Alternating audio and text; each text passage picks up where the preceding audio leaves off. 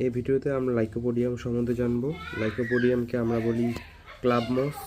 এই যে লাইকোপোডিয়ামের ছবি, কেন ক্লাব মস বলি? কারণ এর মধ্যে গদা আকৃতির স্ট্রোবাইলি থাকে এবং মসের মতো তার থ্যালাস দেহ থাকে, তাই। এবার এটা হচ্ছে আমরা লাইকোপোডিয়াম ক্ল্যাভেটামের এটা ছবি। রুটটা ডাইকোটোমাস হয়, দুই ভাগে ভাগ করে যায়, আর এগুলো ছোটো ছোটো লিফ এবং এগুলো হচ্ছে স্ট্রোবাইলি। তো চলো নেক্সট আমরা যাই, কী কী মনে রাখতে হবে।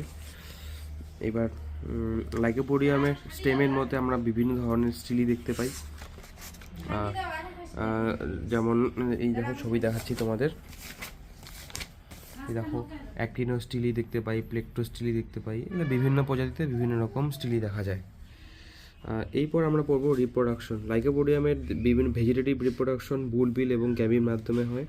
এই বুলবিল বা গ্যামি এদের মধ্যে খাদ্য সঞ্চিত থাকে, যা পরবর্তীতে মাটিতে পড়ে গিয়ে নতুন উদ্ভিদ সৃষ্টি হতে পারে। এছাড়া ফ্র্যাগমেন্টেশনের মাধ্যমেও এবং রুটের মধ্যে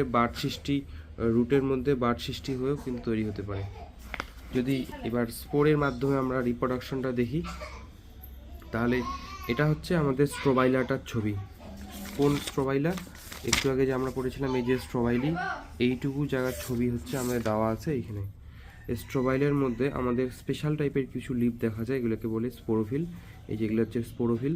স্পোরোফিলের যদি ভিতরে দেখি, আমরা দেখতে পাবো স্পোরাঞ্জিয়াম, একটা করে স্পোরাঞ্জিয়াম আছে, দেখতে পাচ্ছ? স্পোরাঞ্জিয়ামের এই স্পোরোফিলগুলোর স্ট্রাকচার, এগুলো স্পোরাঞ্জিয়ামটাকে আমাদের প্রোটেক্ট করে। তোমরা যদি স্পোরাঞ্জিয়ামটার ছবি দেখো, এর মধ্যে ট্যাপেটাম যা পুষ্টি দেয় রেণুমাতৃক কোষগুলোকে, এবং বাইরের দিকে আছে জ্যাকেট স্তর।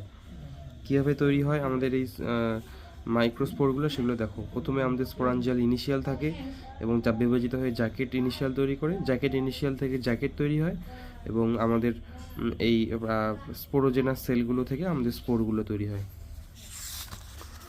পরবর্তীতে যখন আমাদের এক সেকেন্ড, যখন এই রেণুগুলো প্রথমে স্পোরাঞ্জিয়াস মাদার সেলগুলো মেয়োসিস প্রক্রিয়ায় আমাদের 4টা রেণু তৈরি করে, যা প্রত্যেকটা রেণুর পরবর্তীতে আমাদের মাটিতে অঙ্কুরিত হয়ে লিঙ্গদেহ উদ্ভিদ সৃষ্টি করে।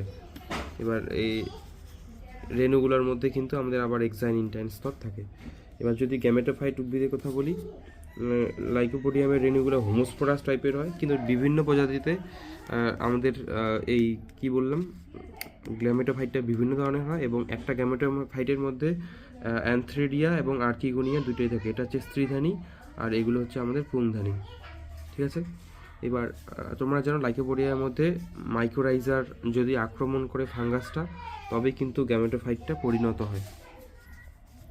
এবার যদি আমরা এই যে দেখো প্রোথেলাস আর এবং স্পোরোফিল। এবার আমরা লাইকোপোডিয়ামের সেক্স অর্গান নিয়ে পড়ব।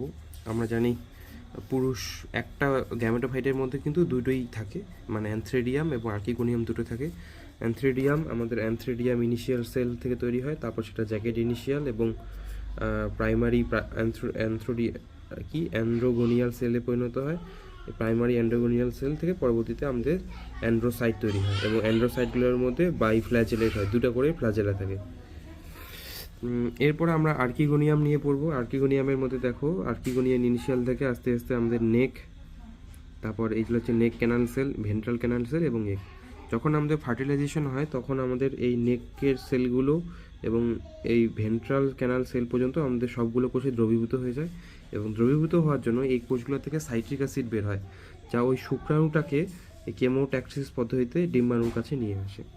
তারপর শুক্রাণু ফার্টিলাইজেশনের পর আমাদের নতুন একটা জাইগোট তৈরি হয়, যা জাইগোটটা পরবর্তীতে এমব্রায়োনিক সেল এবং সাসপেন্সর তৈরি হয়। এই সাসপেন্সর হচ্ছে এই ছোট্ট কোষটা, আর এমব্রায়োনিক সেল থেকে টোটাল এমব্রায়োটা তৈরি হয়। আর উপরে দেখতে পাচ্ছি এগুলো কিন্তু আমাদের গ্যামেট, এটা স্পোরোফাইটিকটা। ঠিক আছে? স্পোরোফাইটিকের আমাদের এখান থেকে এই ফুটটা হচ্ছে আমাদের বিভিন্ন প্রজাতিতে বিভিন্ন ধরনের স্পোরোফাইট স্ট্রাকচারগুলো আলাদা আলাদা হয়। দেখো এখানে কোটিলেডন, তারপর স্টেম, এবং এই যে ফুটটা এটা হস্টেরিয়ার মতো কাজ করে এবং গ্যামেটোফাইট থেকে খাবার নেয়। কিছু কিছু উদ্ভিদে আবার গ্যামেটোফাইটটা দেখো এটা রুট গ্যামেটোফাইট, এর প্রোফিল, এখান থেকে পরবর্তীতে আমাদের নতুন স্পোরোফাইটের সৃষ্টি হয়। তো এই হচ্ছে তোমাদের লাইকোপোডিয়ামের জীবনচক্র।